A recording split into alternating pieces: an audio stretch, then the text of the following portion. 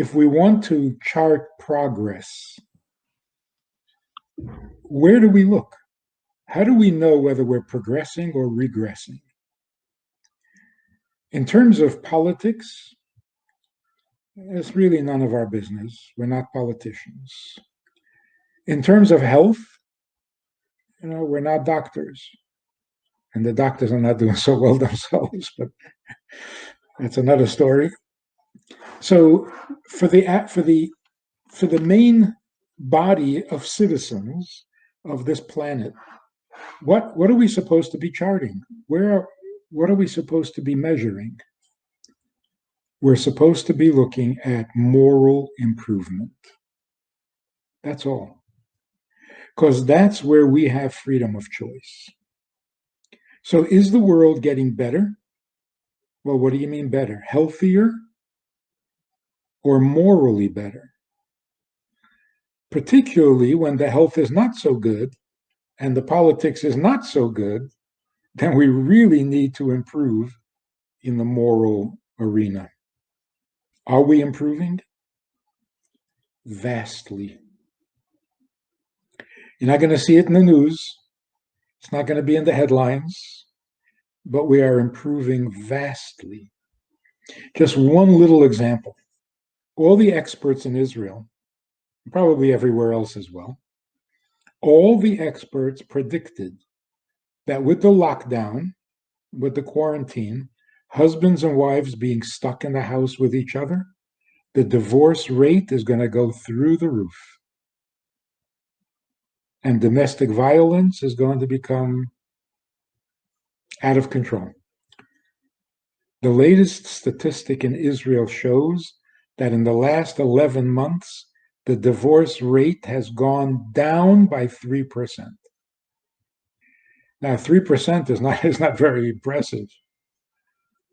But if you consider the 60% increase that they were predicting, and now it's gone down 3%, so it's actually gone down 63% based on predictions. So where did the experts go wrong?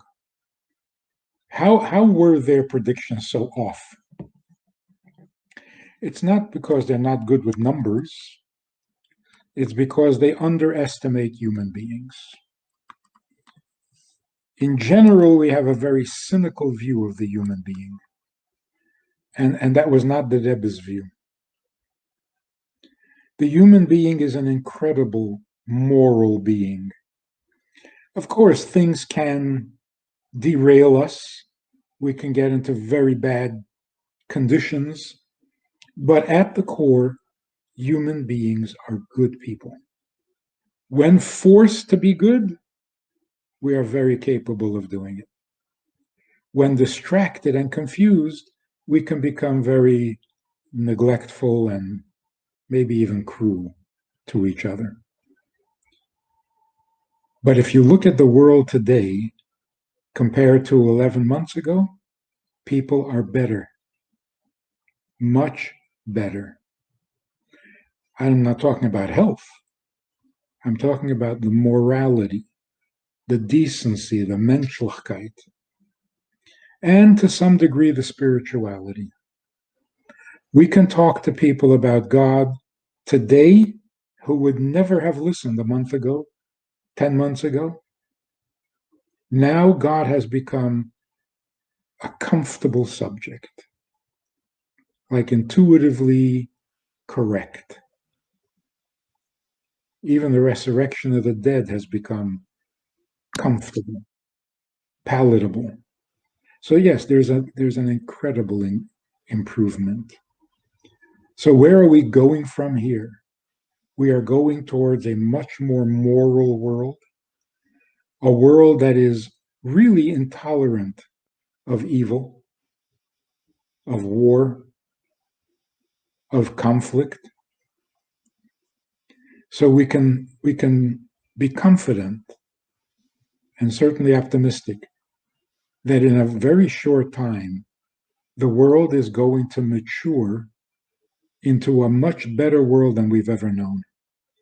And we're going to discover things about ourselves that we never dreamed of. And if you want, I can share one of those dramatic changes.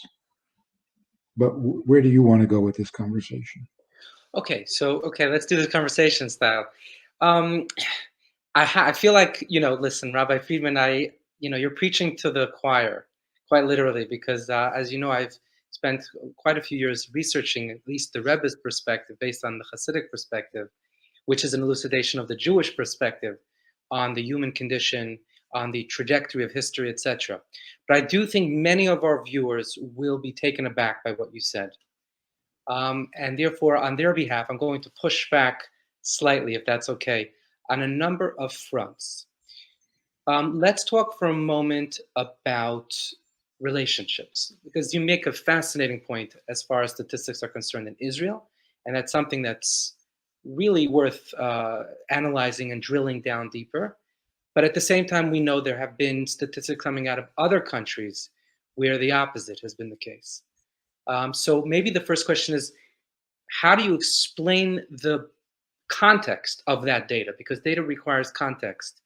Is it something to do with Israel? Maybe it has to do with the Israeli spirit. Maybe Israelis are, and by extension Jews are really good at dealing with the most difficult of times, and this has proven to be one of those examples. Is that maybe what it's about? Maybe you can share a little more about that. There are obviously the stress, the additional stress to everything else in life that this virus has brought will produce some negative results. Obviously, that is not surprising. It is not indicative of anything other than the fact that people don't like to suffer. The really amazing thing is that that's in the news. But the good stuff you won't see in the news. So we really can't get our opinion of the world from the news. In fact, I'm convinced that when good news shows up in the news, Mashiach has arrived. So that on that note, let me jump in because there's actually been an amazing trend, Rabbi Friedman, which according to you will demonstrate just another phase in the furtherance of the manifestation of Mashiach's coming. And that is that many of the major news publications today have sections that are exclusively devoted and focused on sharing good news. Absolutely. The Wall Street Journal, here in this country, I think it's the Times. I have a list somewhere, but I'm talking about not minor, if you will, feel good, newspapers, but hardcore, high level, usually very cynical papers. And I think that's actually fascinating. And it talks to your point that we are moving forward in this respect. We are recognizing the importance of positivity in terms of well-being, etc. There's a well-known actor who has created a whole show during COVID, exclusively focused to telling positive stories, feel-good stories. And that's very important. I share in the talks that I give on the topic that the BBC recently published staggering statistics. They say that people who develop positive outlooks tend to live between 11 and 15% longer than their more cynical and pessimistically inclined individuals. So there's a greater shift and focus on positivity. That's no doubt the case. So let me share something a little futuristic. This is all kind of predictable. But what's really futuristic and unprecedented, consider this picture here. For 5,000 years or so, we have been laboring under the impression that we, human beings, are very fragile, very vulnerable, very dependent on God or on each other, and very needy. So here's the picture. You have many needs. Most of them you cannot fulfill by yourself. So you have to turn to others. You have to turn to God. You have to plead with God. You have to beg God. You have to promise him to be good. You have to hope that he's in a good mood. And then maybe he'll give you what you need. Otherwise, you're in trouble. Good luck. That fueled so many movements and so many sciences and religion, all fueled by the fact that we are so fragile and so needy, desperate for help. On the other hand, religion has created a picture of God as being perfect, invulnerable, untouchable, unreachable, unflappable. He needs nothing. He just sits there watching us struggle. And of course, when we misbehave, he smites us. But that's the picture of God. So we are extremely needy. He doesn't need anything. That's universal from the beginning of time. In the near future, this is going to change dramatically because we are going to discover something really interesting. Human beings have no needs. You see, we're so overburdened with the amount of needs. Back in the olden days, our needs were simple. They were about 5. Keep me warm, keep me fed, give me something to drink, and don't shoot me. Life was pretty simple. Hard to achieve, but not very complicated. But with time, we've added all sorts of needs.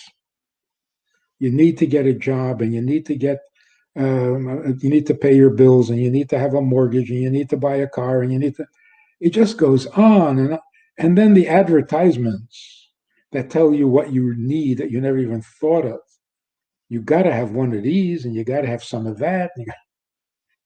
It's just becoming too much. So we go for therapy. Now, what happens when you go for therapy? You discover you have needs you don't even understand. Your mother never wanted to have you, so now you got to fix that. And your brother hates you, and it just goes on and on and on. So 1 second, I came here to be relieved of my needs, and you're just giving me more needs. So in desperation, I go to religion.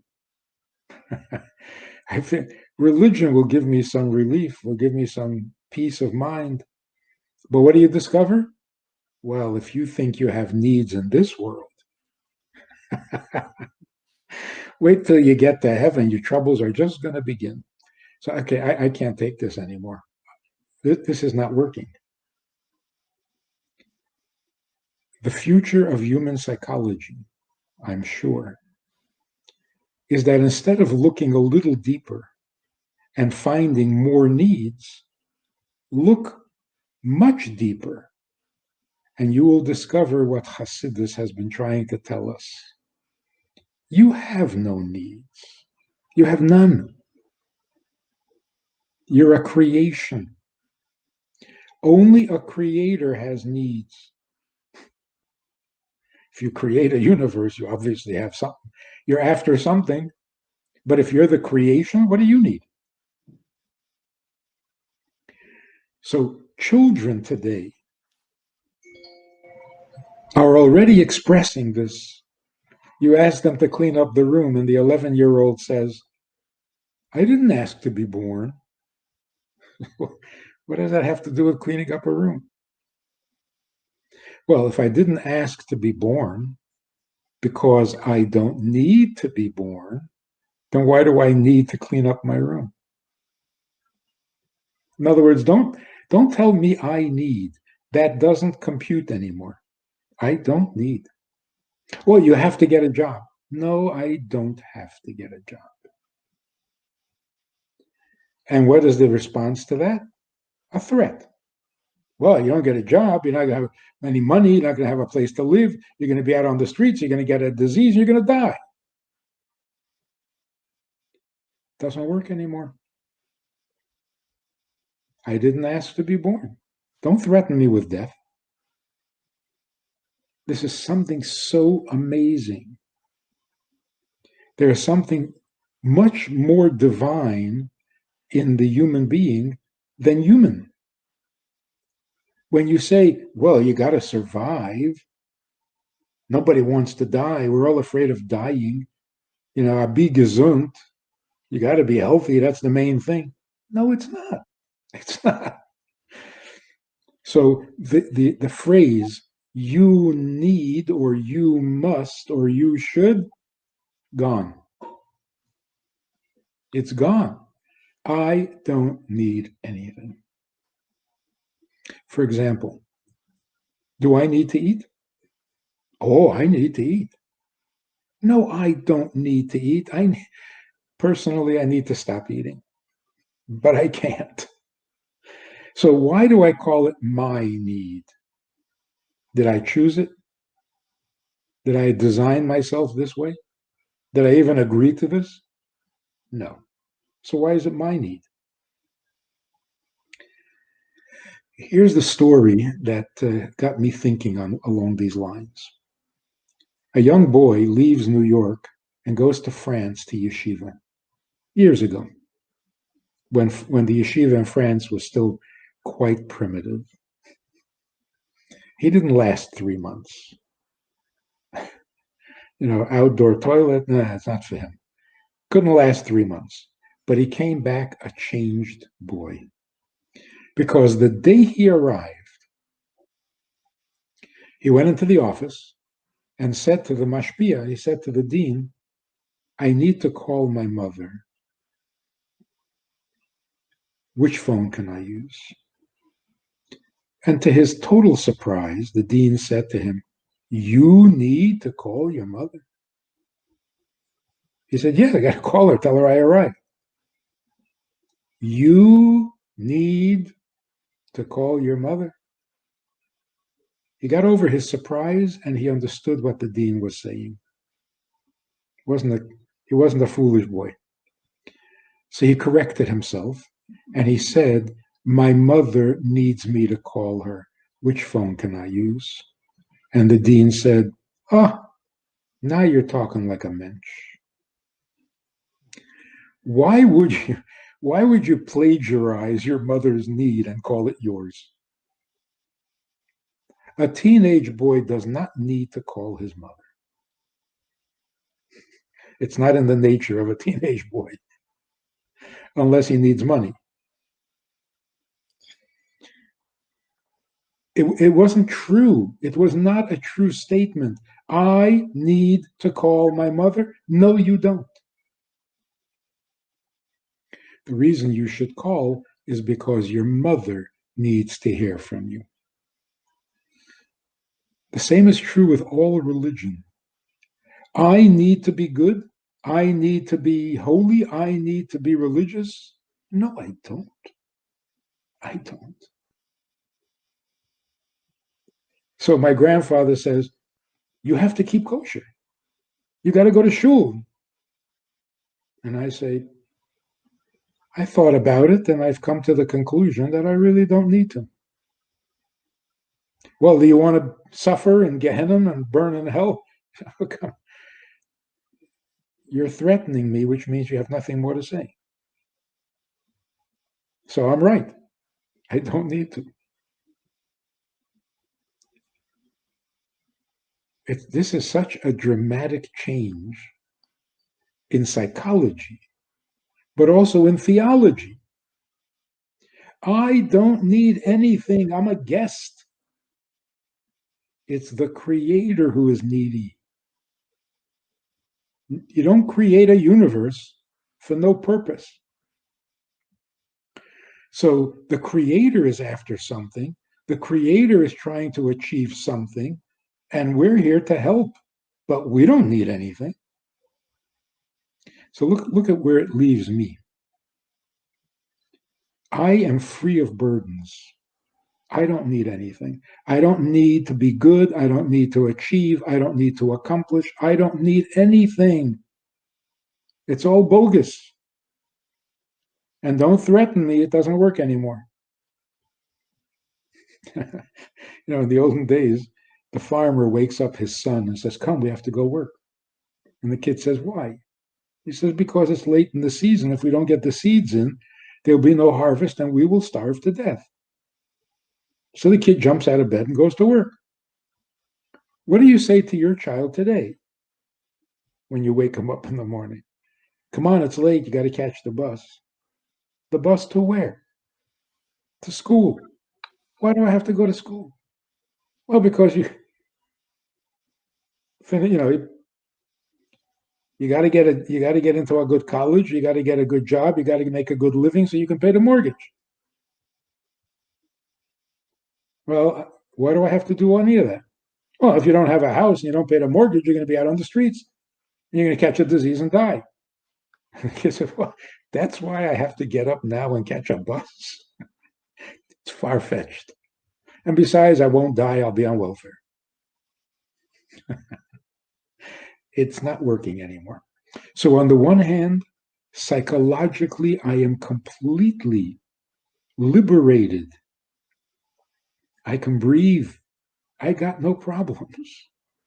I've got nothing to prove. I've got nothing to accomplish. Really, I am a totally free agent.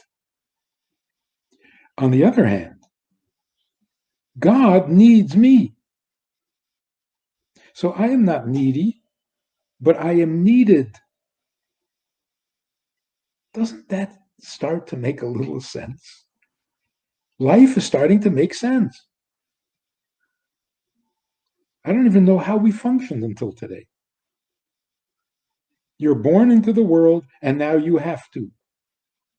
What? Did I agree to this? Did I sign a contract? The Rebbe has been telling us this for many years, but it took a while to sink in. Ani loy nivreisi. If you ask me, for me, I don't need to be born. Thank you very much. Don't do me no favors. And if I'm not born, I'll never complain. Ella. So why am I here? Because I am necessary. I am needed. I am not needy. You might even say the person who says, I need to be religious or I need to succeed is playing God. A human being doesn't need, God needs. So if you start thinking that you need, you have a God complex. You're not God, you don't need. But He needs you. So you're absolutely indispensable and you have no problems. I like that. It's a very good combination. So every minute of my existence is infinitely valuable on a divine cosmic level. And I have no problems. Ooh, that's a relief. So in simple terms, if I'm going to translate what I understand you to be saying, you're suggesting that there's been a fundamental shift, especially among the youth. We're need-based living, in other words, hyper-individualistic, you know, focus on self is just not cutting it anymore. And the only thing that's working today, because all facades have been shattered, is that which was always the main motivator of the human being, because that's the story of mankind, which is purpose. I'm just going to use the word purpose for simplistic purpose. Good, good. Purpose. I find that to be fascinating. I just have two quick thoughts on that, and then tell me, Rabbi, I don't want to stop your flow. So if it's better if I jump in, because it's your show. No, really not. It's very weird to hear from you. A lot of times I speak to people in the so-called older generation, and they'll complain that millennials are the worst. There's no loyalty, there's no integrity, it's all about me, etc., etc. It's very interesting because at one point we were looking for some staff, and I interviewed probably 20 or 25 people, And every single one of them said the same thing, which got me thinking. When I asked them why they left their previous company, which is the obvious question, they said, I no longer felt challenged. I no longer felt like I was making a meaningful contribution. And I thought to myself, I don't know who's advising you, but that's pretty bad guidance, because the last thing your potential new employer wants to hear from you is that it's now his job to provide you with enough challenges to keep you stimulated, motivated, and self-actualized. I have a job I need to get done. Are you in or are you out? And I started thinking about this. And then I realized something I think very much in line with what you're saying. Young people today would forfeit job security and a high paid salary for meaningful impact, to feel needed, to feel like they're making a difference. It's not a negative, it's something incredibly positive if you get to it. What they're really saying is, I want to reach my full potential because that's why I'm here. And I would exchange that with what my parents and grandparents would never have exchanged it for, which is job security, etc. I think that's, if I can say so, I think it's an expression of what you're saying. People desperately want to know that they are needed, and they'll give up their own needs to know that they're needed. This is exactly the way God wants us to be. Now, when Avraham is, God calls Avraham, and Avraham says, Hineni. Hineni now takes on a whole new meaning. Hineni means I'm available. I'm unemployed. I got no needs. So if you need me to do something, please give me something to do. Hineni, I am free. I am otherwise unemployed. So even I need to eat. Really, when you think about it, that's like that boy plagiarizing his mother's need. You didn't design yourself to eat, and there are times when you desperately want to go without food or without drink. Sometimes you want to go without breathing because you want to do some deep sea diving. And you got to keep coming up because you need to breathe. I didn't ask for this. It's a handicap. Nobody asks for a handicap. So why do I need to eat? Because I was designed by the Creator to be dependent on food. I don't like the idea. So don't call it my need. Anytime a human being eats, he is doing what God designed him to do. It's a whole new insight into L'Shem Shamayim. Yeah, it's a fascinating. In the High Holiday service, we talk about Avinu Malkeinu, God Almighty, right? Our Father, our King. Aseh imanu, do for us, and then we say lemancha, for your sake. Really? How pretentious! But the truth is, based on your explanation, it's exactly that's precise. It's not my need; it's yours. So when a person says, I need to eat, it's plagiarism. You see, and you're playing God. What, you designed yourself to eat? So you know that famous story about the sage who saw this ugly man at the side of the road, and he said to him, boy, that's pretty ugly. And the man said, don't complain to me, complain to my maker. And he wasn't as ugly anymore. Because for the first time in his life, he admitted to being created. He admitted that he is not God. And the ugliness that he was displaying was that arrogance, thinking that he was God. Once he admitted that he didn't make himself ugly, he wasn't as ugly anymore. So it's simply a matter of not playing God. You need to eat. You need to sleep. You need a job. You need to get to heaven. None of that is true. God designed you to eat, so you have to eat. Nobody asked you. God designed you to sleep, you have to sleep. So sleeping is a godly thing to do. and you turn around and say, no, I need to sleep. Not nice. Be nice. So this changes our entire psychological orientation. I'm going to suffer if I don't get what I need.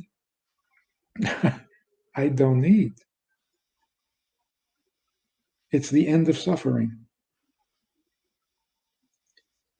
Now, if I take God really seriously, the way I should, because after all, He is the creator.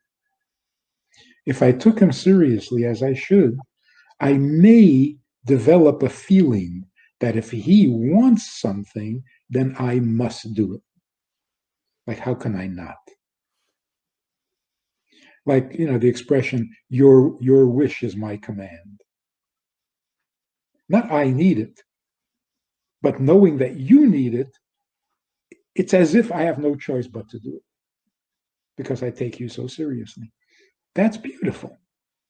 That will never cause depression, anxiety, dysfunction. On the contrary, you're so healthy.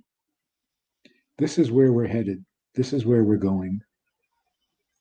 That God will be recognized finally as the one who is the needy one, and we are here to partner with Him, to serve Him, to further His project, His purpose in creation.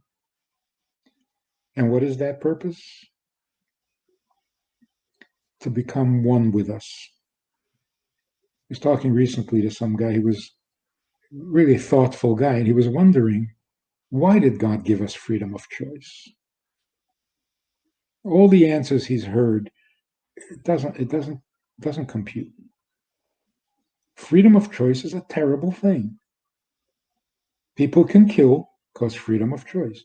People can steal, freedom of choice. What would be terrible if God just made us good?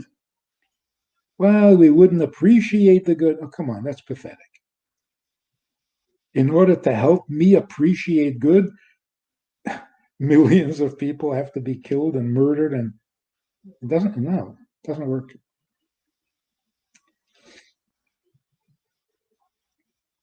The fact is that we have freedom of choice in a very limited area of life.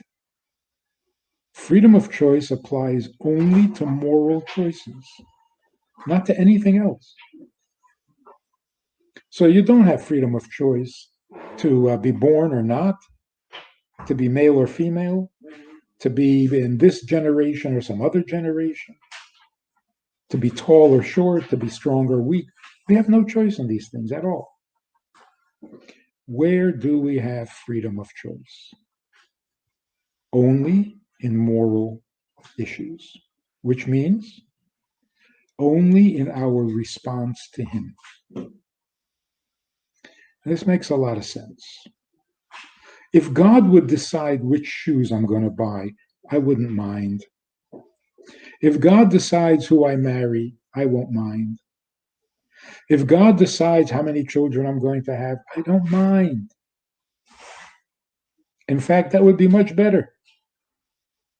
So why the need for freedom of choice? God can make all the decisions for us, and that would be good, except for one thing. He can't make us love Him, because that's not love. He can't make us relate to Him. That's not a relationship. So if He wants a relationship, He has to give us freedom of choice. The choice to respond to Him or not, to love Him or hate Him, to believe in Him or ignore Him. It's necessary because otherwise it's not the real thing. If He makes me love Him, I don't love Him. So our relationship with God is becoming much more real. Now, looking back at how religion treated God, it is so mechanical, it's so inhumane.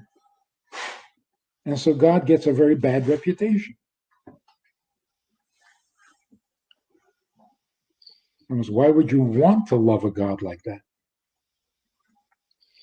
Who is invulnerable, who doesn't need anything, and yet puts you through hell. So Right. we are definitely headed in a very good direction. That's very interesting. That was actually one of the most interesting areas I discovered in the Rebbe's thinking, and this came to light especially in the 60s and 70s, when for the first time the sort of conformist, uniform community traditional mold or setting of religion, which was the institutional Judaism of the synagogue membership and all of that. That was the first time, I think, in relatively recent history where the system was threatened and essentially dismantled. And most of Jewish leadership was decrying this as the beginning of the end. And the Rebbe saw it differently. The Rebbe actually said that this is just the beginning of something wildly different, much more authentic and organic. But if you think about it, really, if you lived in biblical times, and if you violated Shabbos, your life was taken, or if you murdered, or if you did whatever it might be. But furthermore, there were certain spiritual divine punishments, such that if a person did certain sins, they were affected almost, relatively immediately and in a very visible and direct way. What type of free will can you talk of in that generation, in that era, in that context? It's not free will. It's the choice between staying alive or not. So, okay, so I did Shabbos.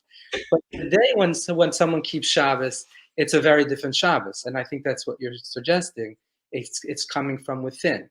But if I can, Rabbi Friedman, I think I would link both points, because the point of not acting out of need, but rather because I'm needed, further emphasizes my choice. If I need it, it's not my choice. You created me with this need. I have to follow the need. But if you have a need and therefore I am needed, now I feel like I'm in the driver's seat. I can give. I can be a part of this. I can make a contribution out of my free will. But here's a question, just to bring this down a little bit.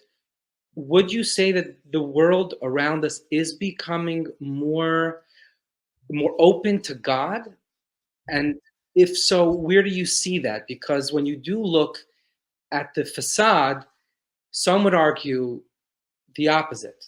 Especially once you see how the different political parties are organized in the states, it seems to be one of the underlying points of tension is religion, or at least religious issues, organized religion. But maybe you'd argue that's what it's about. It's about organized religion or not.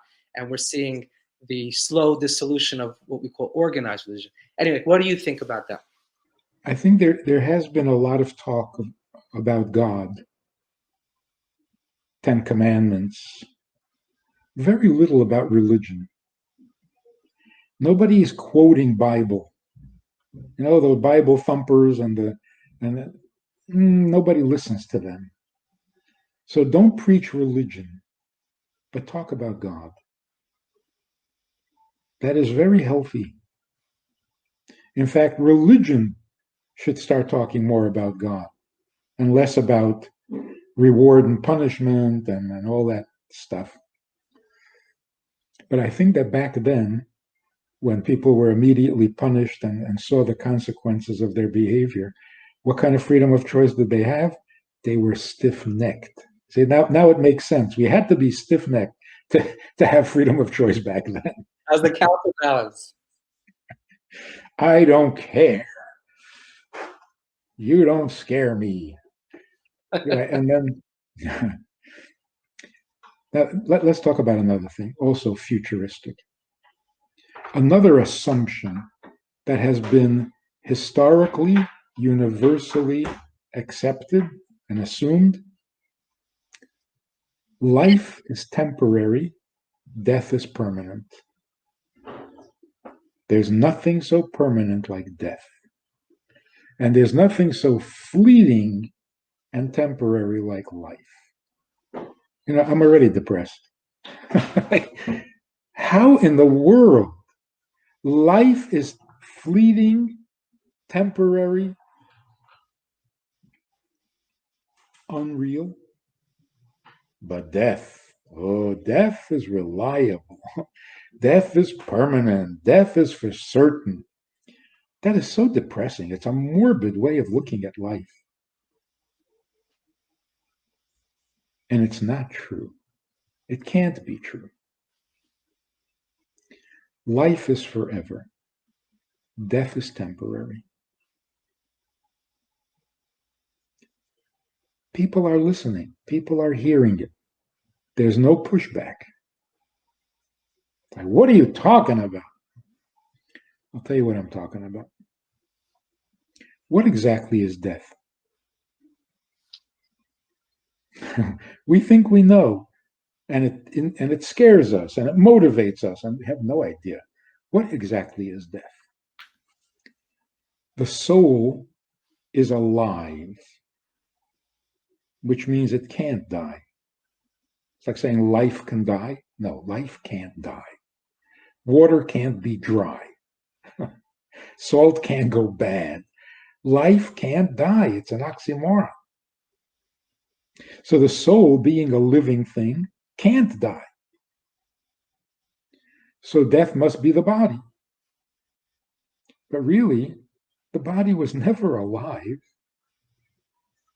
It borrowed life from the soul when the soul was in the body. But without the soul, the body has no life. So can you really say the body died? In other words, does life ever end? Any life at all? Does it ever end? The answer is no. How can it?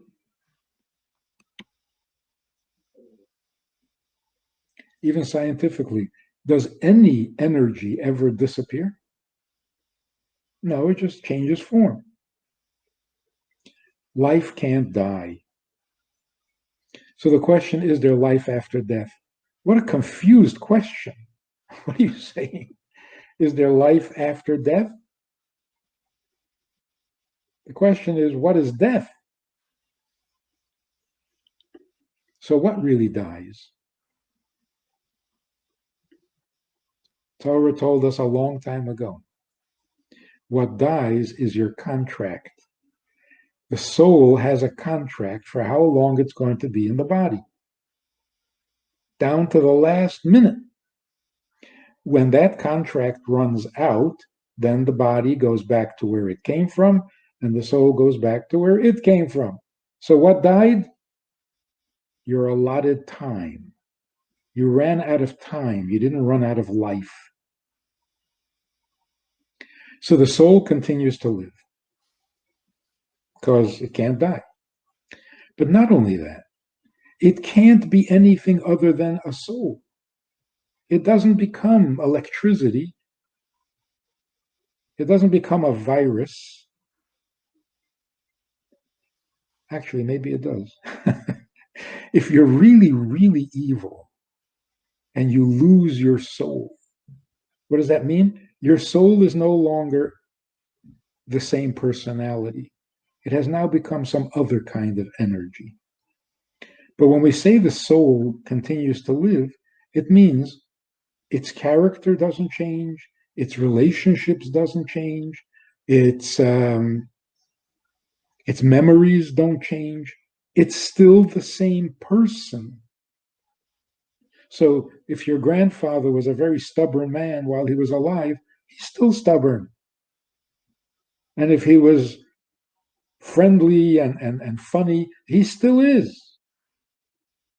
And if he shows up in your dreams, you'll see it. He's still good old grandpa. Meaning that he still cares about you. His relationships are still important to you. Everything in life is experienced in the soul, and the soul doesn't die. Now, the soul without the body is not happy. The expression rest in peace? No soul rests in peace because it wants to go back to its body. Without the body, you are not needed. The soul in heaven has all its needs met, but it's not needed. It can't serve God. Only with a body can you serve God and participate in God's vast eternal plan. So the souls in heaven are all waiting to come back to their bodies. The same body they had when they performed their mitzvahs. So the body that decomposed is going to recompose. If it can come apart, it can also come back together. I heard this joke. Now, old musicians don't die, they just decompose. But if you can decompose, you can recompose. If God can make a body out of nothing, he can return the body that already existed and recompose it. The future is life will continue, death will end. Because it's not necessary. Life is necessary, death is not. It serves some purpose, but when that purpose has been achieved, it will no longer be necessary. So we have a completely different picture of what death is. We need to tell children these days, what happened? So many people are dying. What happened to grandpa? What happened to grandma? Where? And we say, oh, he's with God now. Kids hate God. Why is he with God? He should be with me. Oh, God took him. Oh, really? Well, I hate God. It's a bad message. The real message is he is wherever he is, but he's still who he was, and he still cares about you, and he still watches what you're doing, and he still has an opinion about what you're doing. So, yeah, grandpa is far away, but he's still grandpa. He's in heaven? Yes, he's in heaven. Is it a nice place? Nice place. Nobody wants to be there. So don't ever say, oh, he's in a better place. No, not a better place. Really, think about it. You say to a child, Grandpa went to a better place. Well, then why can't I go? I mean, all these messages, they're so inappropriate.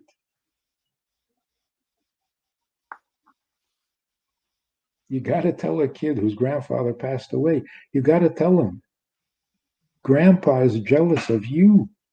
He wants to come back to be with you, and he will.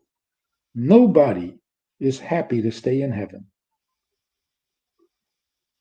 It's a nice retirement home, but we don't believe in retiring.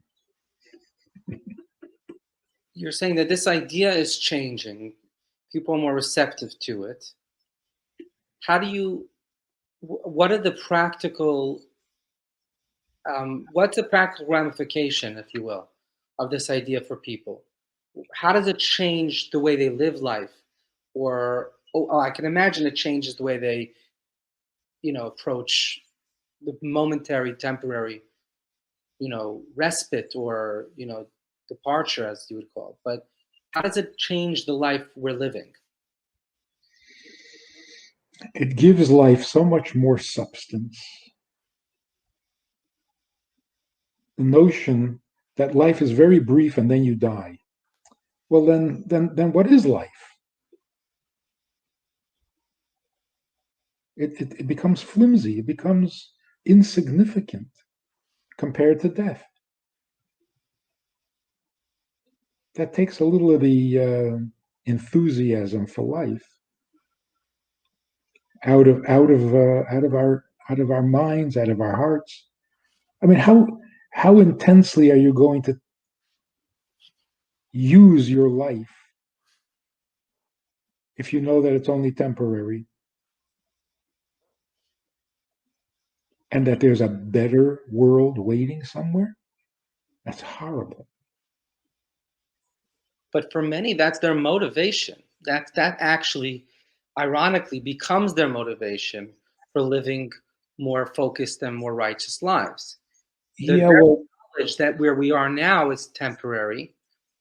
I mean, it's a fascinating thing because the Mishnah and Avot tells us one thing and then the other, meaning they're different. There's a debate. One says this world is merely a precursor, an antechamber to the next, and Rabbi Yaakov, who I personally quote him much more often, says that this world, the entire world to come, can't compare to 1 hour of good deeds, which is the message you're sharing.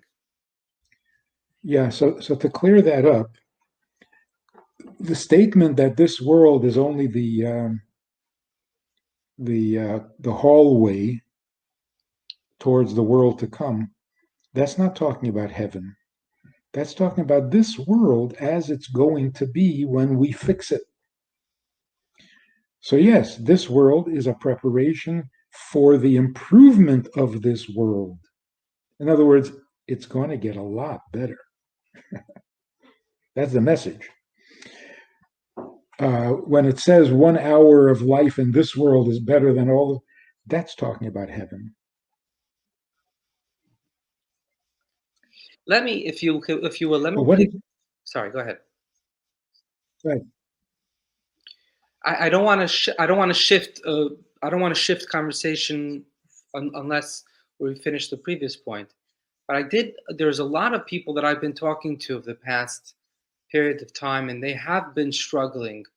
Just to go back to the beginning, with relationships, with parenting, with especially spousal and parenting, I guess. And you opened with something very thought provoking. But I wonder if you're happy for us to sort of drill down into the topic of relationships, because I know that while you have so much to share on all topics, relationships is a particularly complex topic, and it's a topic that I find you have such illuminating ideas to share. If It it's a applies. sorry. It applies very, very, Mhm. very significantly to relationships. If I'm needy, you're in trouble. In any marriage, if I am needy, well, then you're in trouble. You either satisfy my needs or get out of here. Once in a while, I'll do you a favor just to keep you going in doing what I need. It's a nasty relationship. And we're convinced that that's as good as it gets. It's got to get a lot better than that. Actually, the only time you get married is when you have no needs. As long as you feel needy, do not get married. Don't inflict this on another person. It's not nice. I'm going to marry you and I'm going to dump all my neediness on you. And if you don't respond properly, you're the failure. Oh, no, no, no, no. See, God created the world in order to achieve a relationship. But he was God before that, which means he was not needy. He didn't come into this world dumping his needs on you. His only need is to have you. That's not needy. That's noble. You see, the kid who said, I need to call my mother, in addition to being wrong, it's uninspiring. You need to call your mother, so go find a phone. If you say, my mother needs me to call her, everyone will rush to help you because you're doing something noble. So if it's your need, I'll handle it. This is not earth-shattering or life-changing, but if you're doing something noble, everyone rallies around you. They want to help you and they're jealous of you. Everybody wants to do something noble. So if you're getting married, you have to do it the way God did. First, become perfect so that you have no needs to dump on another person. Then come to the person and say, by myself, as perfect as I am, there's no goodness in it. Perfect is perfect, nothing good about it. Imagine two perfect people living side by side. Nothing good will ever happen.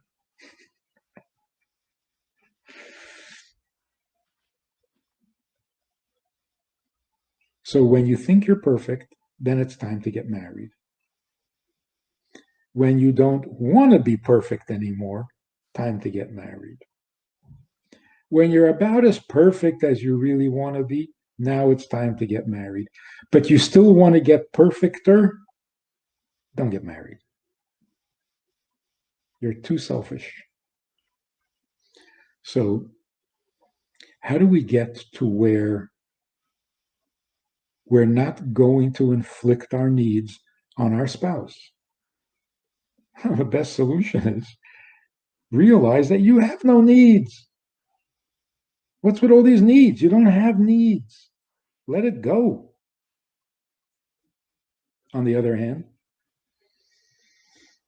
if your spouse needs you, well, now it's a party. But it's a simple example of you have to make lunch. You need to eat lunch. So you go into the kitchen. You go, well, what are you going to do? You open a can, a jar, leftovers, whatever. But somebody calls and says, can I come over for lunch? You cook up a storm. Now it's a party. But if I could push back for just a moment here, ostensibly, what brings one person into contact with another in a deeper way, not in an acquaintance way or in a transactional way, is an attraction, is a sense that this is a person who, for example, I'd like to spend the rest of my life with. That doesn't just happen. It's a result and a derivative of attributes or qualities or virtues, advantages or things that do talk to the lower model you were describing. The model of someone thinking, this is what I feel when I'm around this person. This is what I can get. This is how I can grow, etc., etc. Whatever word a person puts after this is the fill in the blank, why I'm attracted to this person. The relationship is founded and begins, at least, originates in need or in want, which is probably a variation of the same flawed thinking. So how do you get from that place to a different place, to the place of how am I needed? Yeah. That's very good. That's very good. You're getting right to the jugular of what marriage is. Every relationship is the result of an attraction and an interdependence. God created rich people and poor people so that they would need each other. God created teachers and students, they need each other. God created healers and those who need healing so that we're interdependent. None of that is a marriage. What makes marriage unique is that it is not about anything. It's beyond things. It's just us. Of course, the initial attraction is all about things. I like your style, I like your body language, I like your looks, I like your family, I like your sense of humor, I like your maturity, I like your strength. Yeah, all very good. Don't marry any of that. Marry the person.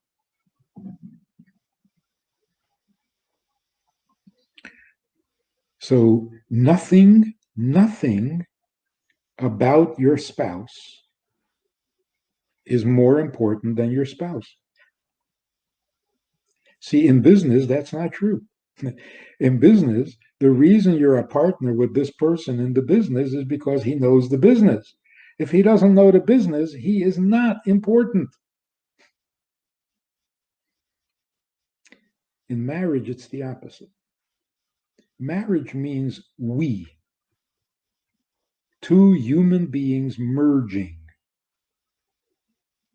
not about anything. But again, how does one reach that state? It's not the natural or organic or original state, because that would be someone just walking over to any random stranger saying, "Tell me your needs. I'm here. Hineni." We're not talking about that scenario. We're talking about a scenario where the beginning, the genesis, was in things, to put it simply. So how does one move or transcend that or transition from that? Doesn't seem like a seamless transition. I know many couples who 50 years down the road have not made that transition. So it's not automatic. It requires a paradigm shift, an existential shift, something that's, how does that happen? When does it happen? How can one make that? Unfortunately, you're right. It doesn't happen because we don't teach. We don't teach what marriage is. We assume everybody gets married, find somebody, get married. Nobody tells you what it is, what it's supposed to be, how it's supposed to be, and it's a tragedy. The greatest, best marriage in the world was Adam and Chava. You know how long they were married?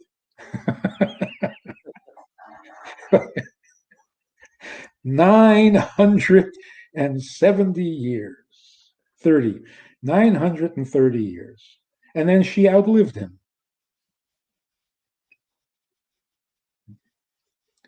Chava lived to be 1,000.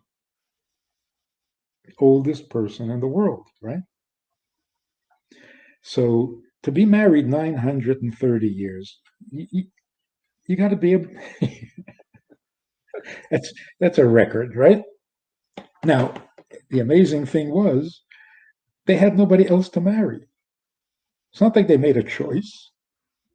It was just them. And God said, get married. So they did. What was the attraction? I don't know that there was an attraction. There was nobody else. So what was the point? What was the purpose? The purpose was, as it says, to become one. To become one, not to remain two. So does that mean you're going to help each other in your needs? You're going to complete each other? You're going to perfect each other? No. You're going to become one. That's marriage, not a roommate. So if we would prepare young people before they get married and let them know what it's all about, it would be a lot better. But we do the exact opposite. We raise children to believe in things, in stuff, in materialism. And wanting to be happy is materialistic. The bottom line is, if you're using another person for personal benefits, you are abusing. You don't marry somebody in order to gain something. The somebody is always more important than anything.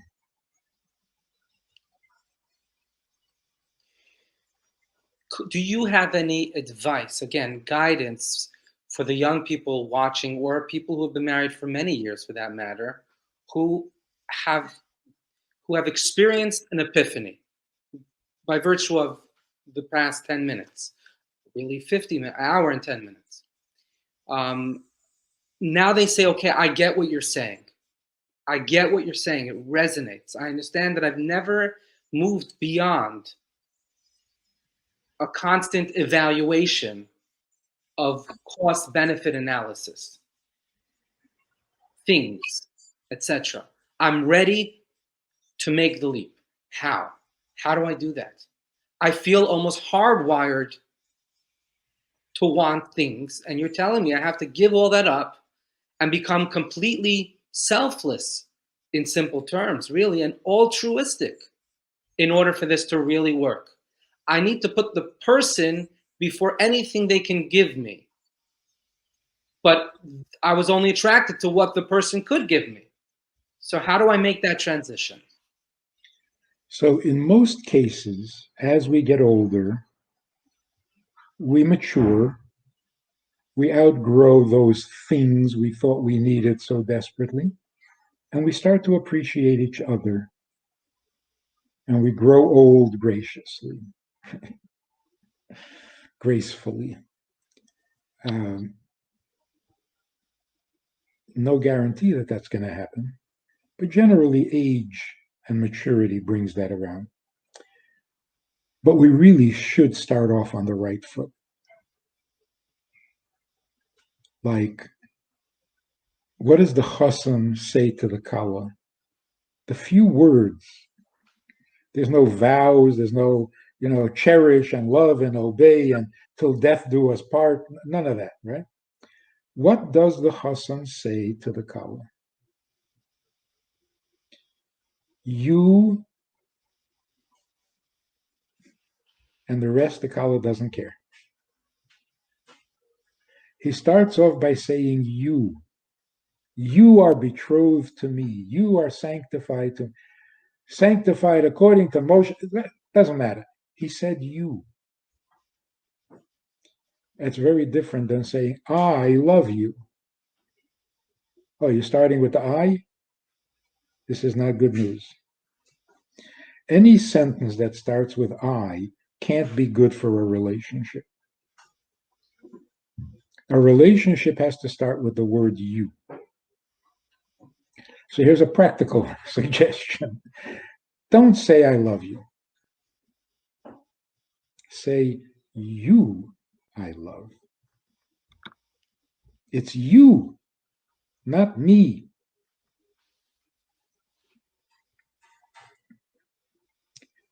In marriage counseling, I often ask people, I hear your complaints. Yes, yeah, terrible. Oh, yeah, it's horrible. Yes, it's.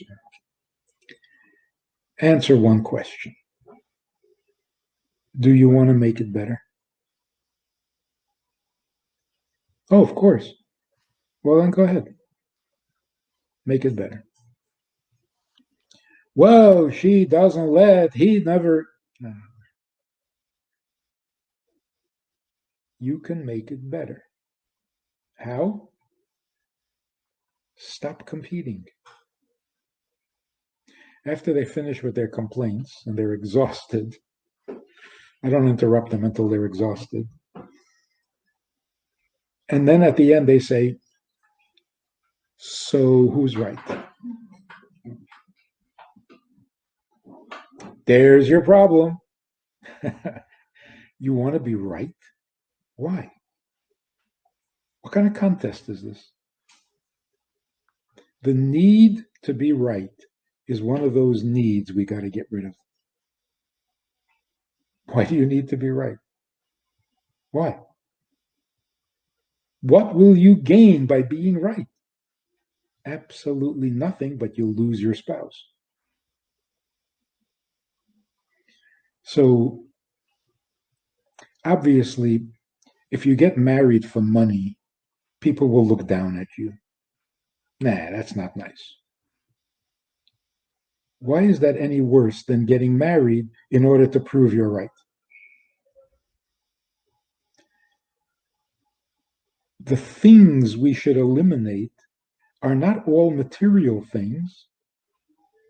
There are non-material things that are just as bad, if not worse. The need to be right, the need to have your needs met. They're terrible. And they're not true. They're not true. You don't need it. So we're not asking you to sacrifice, not even asking you to compromise. Just don't create needs that don't exist. You need to become one with your spouse. Merge, not compete.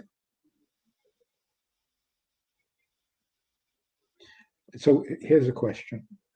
I think what you were asking was, how do you go from being completely selfishly oriented to suddenly becoming altruistic? Altruistic is our greatest pleasure. We got it all wrong. We get pleasure by being selfish. Altruistic is sacrificing. No, it's not. Getting past our own needs is so liberating.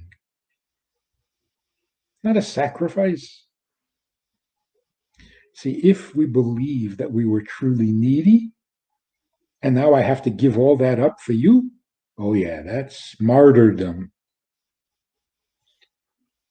Yes, just heard this good joke. You know what's wrong with martyrdom? You don't live to enjoy it. It's very sad. You're such a martyr and you're not even going to enjoy it. So it's not compromise and it's not sacrifice, and those words should never be associated with marriage.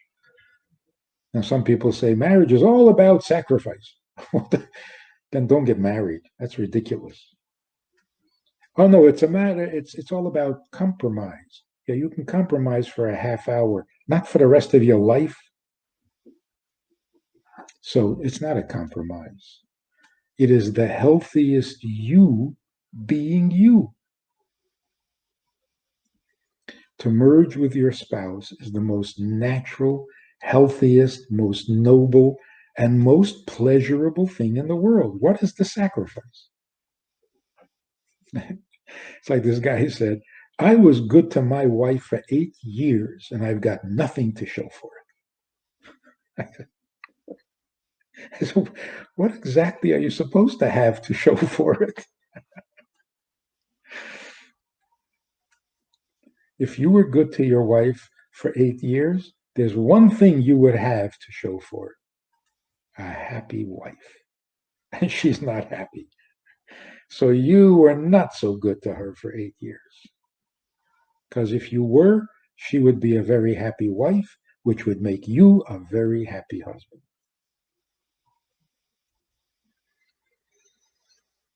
So it's not out of our nature.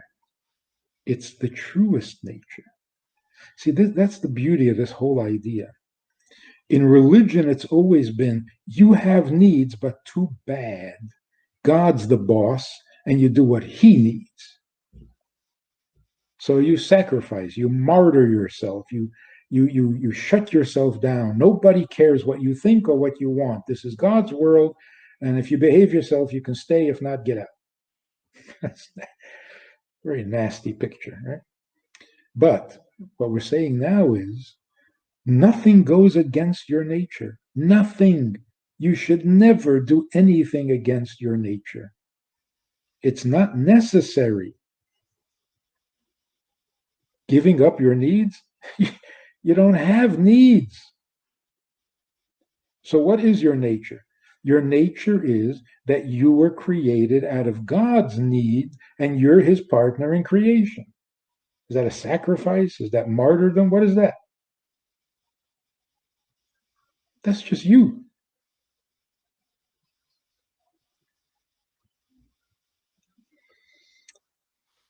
Learning Tanya would be a very good idea to improve your marriage.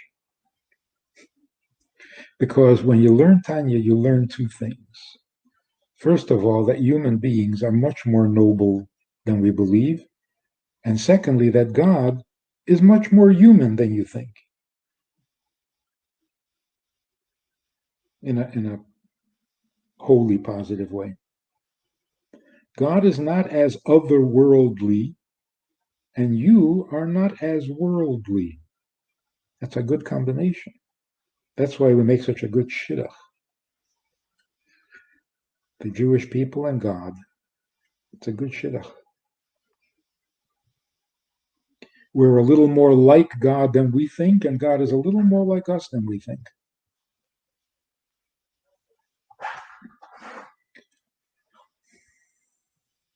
So one step, so to bring that down, one step more, and then, I really appreciate we've gone a bit over time. Thank you. But I will wrap it up, in deference to your time. This thing that this I so the pushback could be, what do you mean I don't have needs? I have the need. Abraham Maslow, mapped out the hierarchy of needs. Maybe I didn't create those needs, so they're not my needs, as you put it so beautifully, but they're still needs nonetheless that need to be met. So, even something as simple as being loved, being cherished, being validated, being acknowledged, being heard, being understood, let alone, the basic physical needs. So in a practical, just to bring it down one step lower, as it were, to make it somewhat more concrete for people out there, how should tomorrow be different than today in real terms? In real terms, tomorrow is not going to be about me. First of all, I'm pretty fine the way I am. There's no need to be so hyper-focused on me. Secondly, even the needs that I still have, they're not really mine. So I'm living out the life that God gave me, and I'm fine with that. Why do I need to be heard? Why do I need to be validated? Why do I need to be loved? Those things are not the end in themselves. Okay, you're validated. Now what? Like, we need to be forgiven. Okay, fine, you're forgiven. Get lost. Like, what happens after you're forgiven? I don't want to hear from you anymore. So what good is the forgiveness? We need to be loved, validated, cherished, whatever, complimented, because we want to become one. Those are just steps in the right direction. If you love me and don't hate me, if you validate me and don't reject me, if you bring me in rather than throw me out, then we're going to become one. The objective is oneness. Hashem Echad. It's all about oneness, not about me getting something from you. That's abusive. So what do you really want? 100 different things? You're crazy. That's impossible. You're making yourself crazy. You can't need 100 things. Just the thought of it is enough to put you into a depression. It's like people say, 613 commandments? Ooh, that's too much. Those are his needs. Don't worry about it. But if you have 613 needs, boy, get yourself to a therapist quickly. Overload. So you don't need a lot of things. You need one thing. And there are many ways of getting there. Love is one of them. But love is the goal? Love is not a goal. To be loved, and then what? It's like, I'll marry you for money. Oh, that's nasty. I'll marry you for love. Ah, that's nice. No, it's not. It's exactly the same thing. I just have a different price. This guy charges money. I charge love. You don't love me? It's all over. All I want is the love. And look at how nasty it is, really. My first book came out in 1990. Doesn't anyone blush anymore? It was about relationships and borders and stuff. Amazing. I wanted a different title. I wanted it to be called Shut Up, I Love You. Because that's really the problem behind every dysfunctional marriage. I married you for love. Remember, we were in love and we got married for love. So I married you for the love. I never asked you for your opinion. I don't want to hear your moods or your opinions and your sensitivities and your kvetching. I didn't marry you for that. I just married you for the love. So stick to the love. Everything else is uninvited. So I want your love. I don't want the rest of you. It's exactly the same as if I marry you for money. Yeah, that's a If I marry you for money, it means I don't want. Yeah. In other words, when you say I'm marrying for love, you mean I marry you for how your love makes me feel. It's another level of self-service. Yeah, I love love. So if you can give me love, I love it. Right. Do I love you? Right. No. I never agreed to put up with all of you. I just agreed to put up with your love. That's where it all falls apart.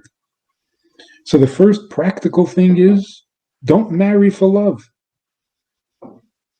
This couple came to me and asked me to do their wedding. They said, we're very much in love, so we would like to get married. I said, oh, too late. Too late. You're already in love? Well, then that's it.